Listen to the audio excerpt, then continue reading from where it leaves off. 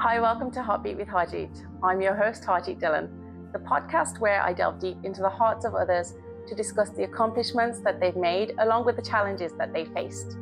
And on today's episode, I had the pleasure of meeting with the cast, which would be Madhur, who plays the main character, along with Sultan, who plays his father on screen, and the director, Nicholas Asker, of Cric-Nick 2.0.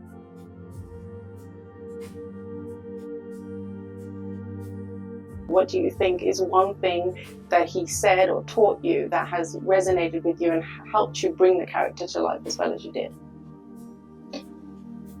He only asked for one thing, and that was authenticity. He wanted the real character of a cricket player. He wanted to see, I think there was only one thing that I had to play as per the script, and that's the age, because I am playing a character who's 10 years or 8 or 9 years elder to who I am in the present age.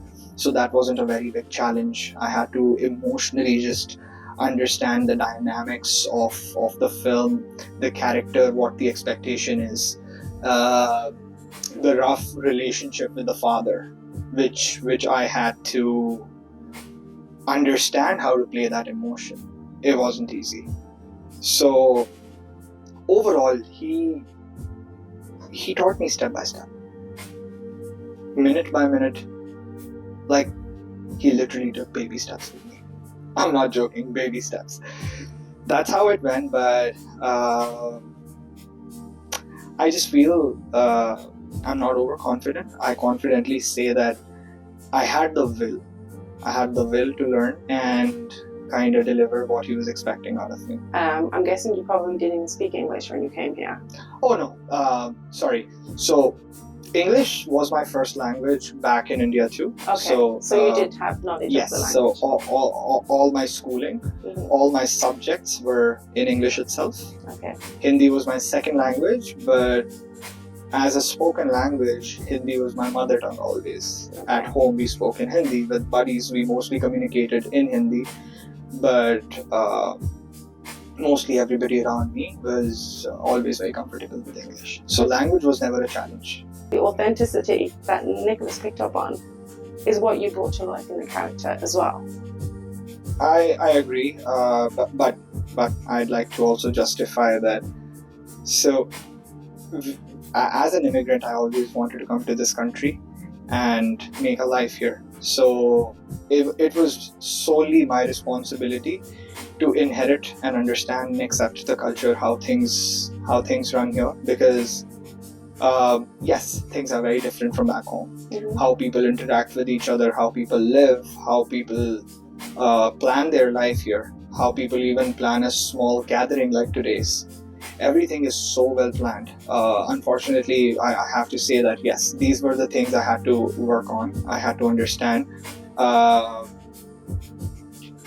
It took me a while. It took me a couple of years to pick up everything, and everybody does it at their own pace. I think it also depends what kind of people you meet here and socialize with when you just enter the country as an immigrant. So going to school, it was majority of Indians there too. So I was mostly interacting with people from the same community. And then I landed at a part-time job. I used to work at a restaurant in downtown, and that's where I started socializing with people from other ethnicities and other cultures. That's when I started learning about various other, I don't know how to put it rightly, but I think that's when I started picking up how to live in Canada in a nutshell. You wanted to live here, you got that. You wanted to play cricket, you got back into that. Then you've been exposed to something completely new, which is acting. Mm-hmm. Are you going to pursue acting? Carry on pursuing it? As I said, so if given a chance, why not?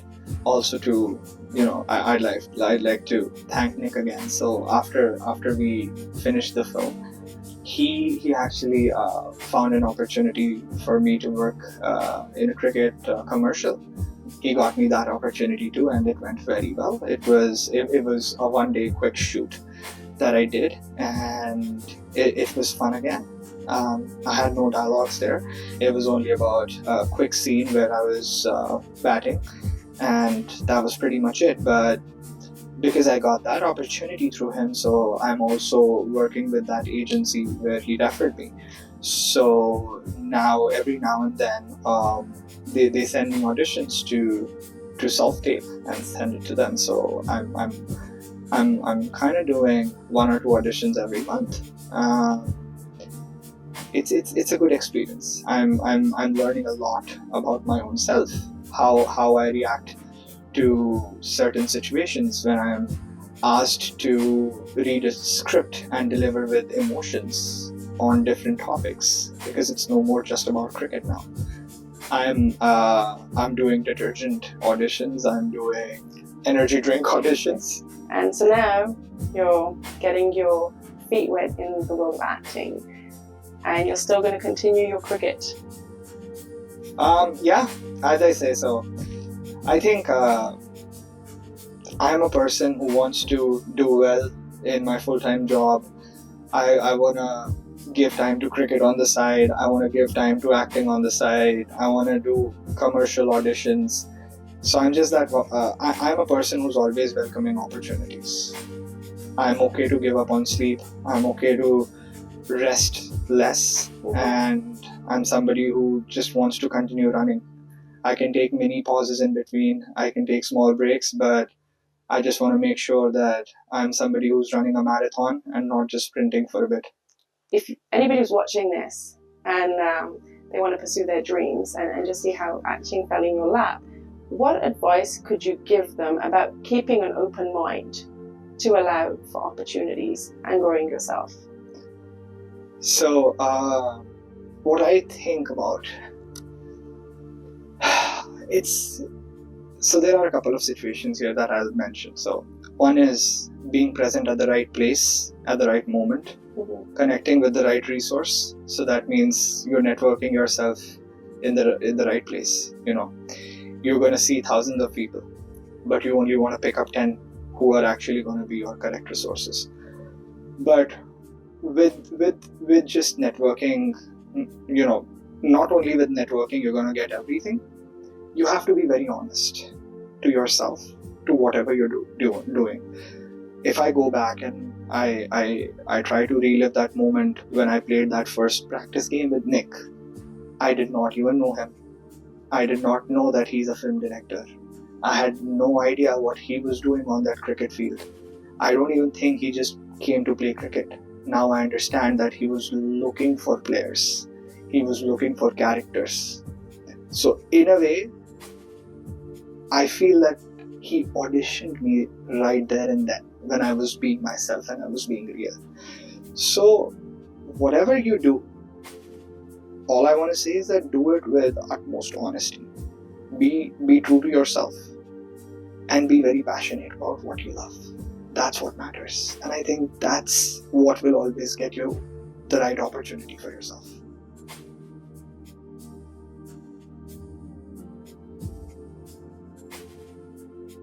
What role did you play in Cric-Nick? So I play the father role, Dhanraj. The community that we came from, especially the background that I'm from, and as an immigrant, you know, your parents actually have a different view of about you. They want you to be a lawyer, doctor, status quo, what I would say, that kind of a career. But myself, I can understand that the character Dhanraj, because I wanted to be a professional athlete and professional wrestler myself. And I've done it for 10 years. And in the beginning, my parents did not really understand why, because they're always about like, hey, you need to do this stuff so you can stand on it. It's more about them. It's not about you. It's about them in a family, right? Because so they can tell like, oh, my son is a doctor, or he's a lawyer, or is he some sort of a this.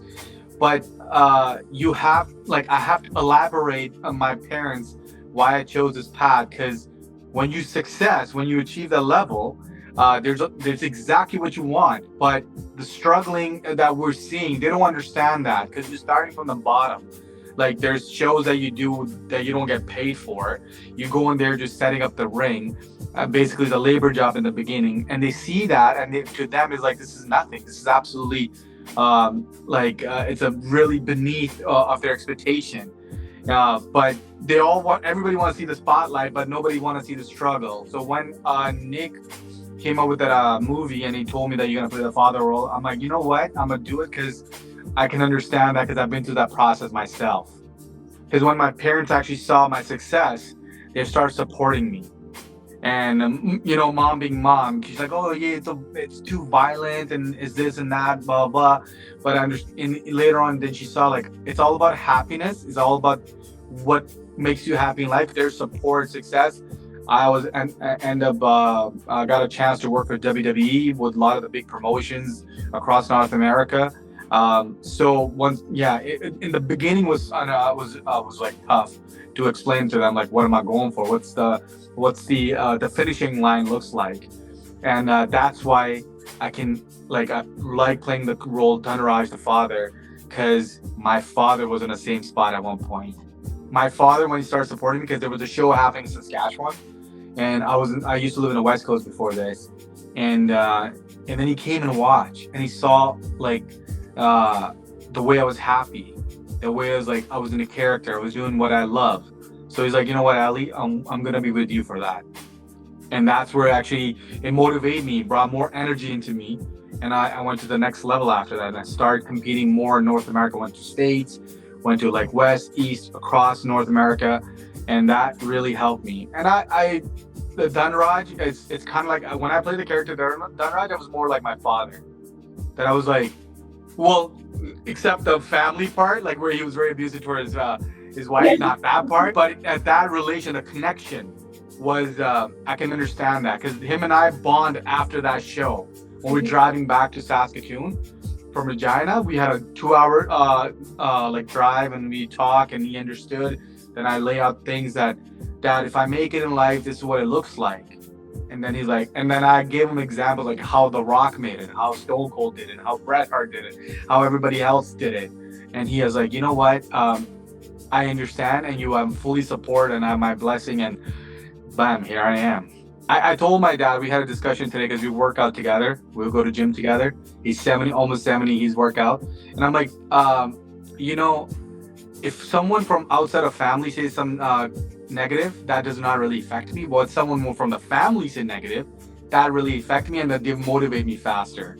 So thank you for being the other way around, like being more positive. Because after COVID, I was supposed to go down Florida and have starting my wrestling career and do things down there. Like there's some things were step right on the stone that it's gonna happen. You're gonna go make it to big leagues.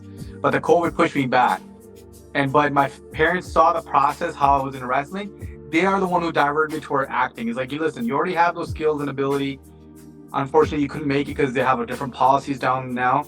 They don't want anybody over 30 and whatever. It's different business.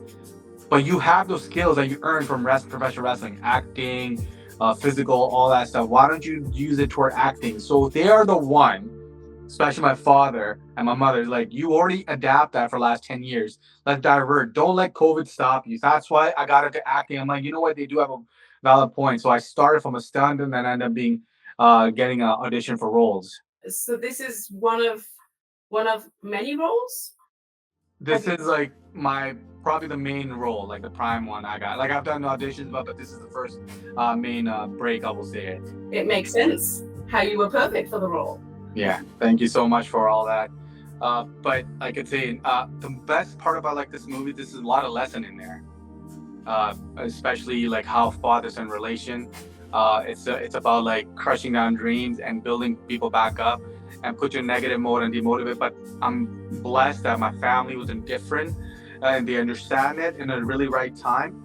And and this movie is a lesson for a lot of the parents out there, and also especially in our community, that you got to support your kids. Yeah, go ahead, give your opinion, tell them what you want, but also give an opportunity and listen to them as well, and give them a chance to live their life. Because money, glitz and glamour, yeah, sounds good, but if there's no happiness in your life, life is not going anywhere. Do you think that you'll find a way to get back into wrestling, even with the changed rules? I'm not officially like retire. I can still go put on my boots and trunks and get back in the ring. But I know for a fact that things are far changed on the big leagues now due to the certain age. because the younger you are, the better you are. Because for them, it's like athletes, like horses, right? The younger they are, the better they are for the race. They can bet on you for the next 5-10 years.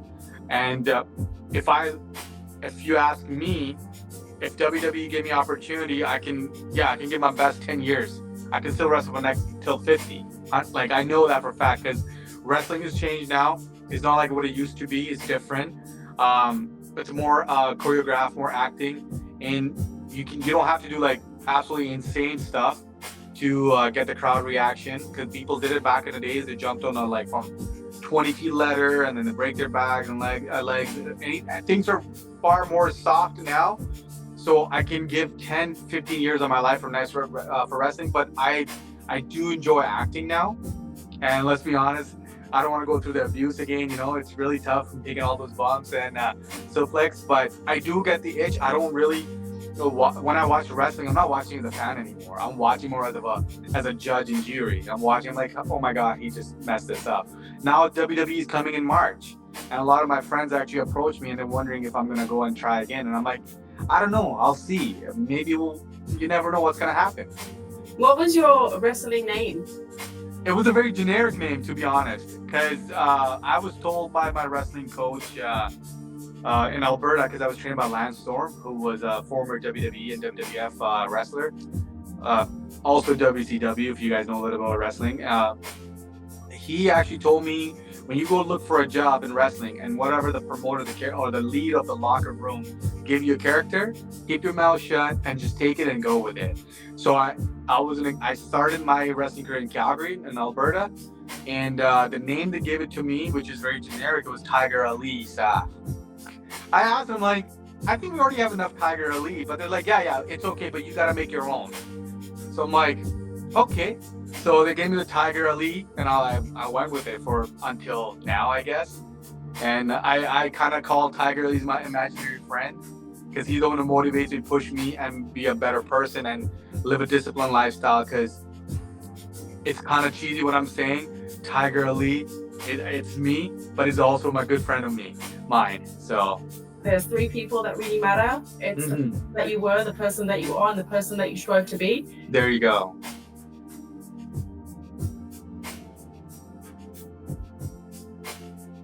How has it been for you to support him when you know you're carrying so much other stuff as well? Yes, we are working full time as well, and it's his passion who gives me the strength as well to support him. And I'm working and I'm trying to making sure that I should take care of the house, take care of him, and go through the process with him while he's busy. So I'm trying my best, being as a wife, taking care of his eatings and of the house, and supporting him and pushing him when he needs a little bit push, but he supports me as well a lot. So it goes hand in hand. So he supports me as well a lot. In a moment when Nicholas has faced struggles, how have you handled that? It's like we are, as I can say that, I believe in prayer a lot, and that strength is coming from there. And we support each other, we talk to each other. Any situation comes, we try to find out a solution together. So that is kind of our biggest support. And stress is kind of, if we see that there is a stress as well of the things when we are overwhelming and doing a lot of things together. But there is always a way we try to talk to each other. We try to find way that how we can do this together and how we can find the solution together. And yes, it all is happening because of we are praying together as well. And there is a prayers behind the scene as well, and giving us more strength to find each other. Are you pursuing your dreams as well? Kind of, yes. I'm trying my best to do that. I had a dream that I can write scripts as well. So I'm in the middle of writing. I was writing 2 things, and then I was a singer that I was singing as well. And the university, yes, I do sing. Would you sing now? Anything? I'm kind of gonna be a little bit, maybe it's gonna be in front of the camera first time for me.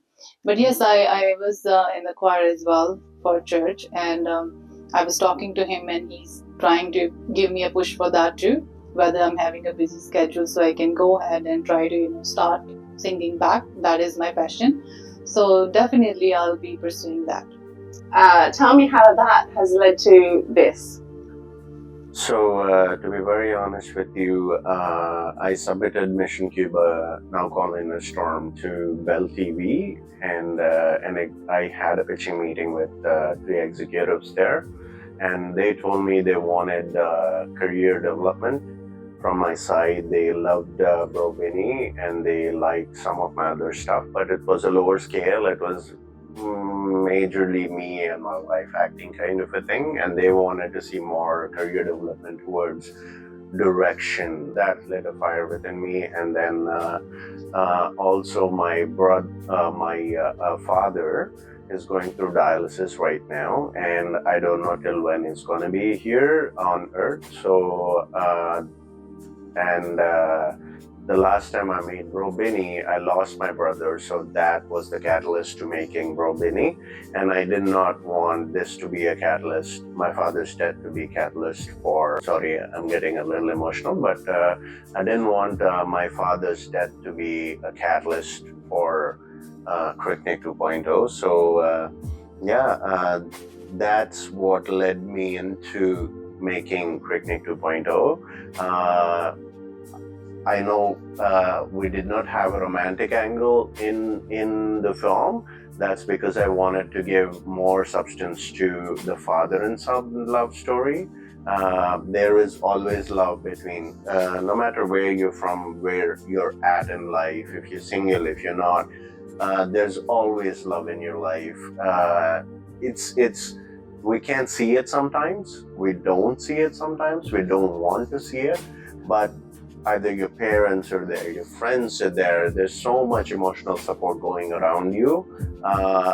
That's what this story is about. And I wanted the father and son love story to come about because I had the same tiff with my father. One thing is good about my father is he stuck it out.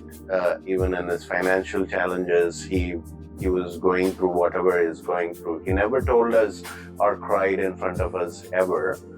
The only one time I saw him cry was when I had a burns injury at home. So when he came back from that, he cried. That was the only time I saw him cry. And he's a very courageous man, but people who think they're too courageous and start doing things can push their family away. So that's what I was facing with him. But he came around, and when I was in my 20s, he one day decided I'm going to stop smoking and drinking. And till today, he hasn't smoked and drank. Even in his tough times and stuff, he never gave up on us.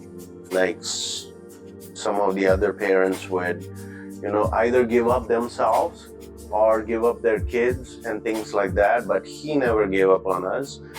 He kept us together and things like that, and I'm very appreciative of my mother for what she did. She came to US in search of work and in search of giving her family a better life, and she did that. She achieved that, and it wasn't until I was in my 30s and I discovered filmmaking that I learned more about my father and son dynamic that we had.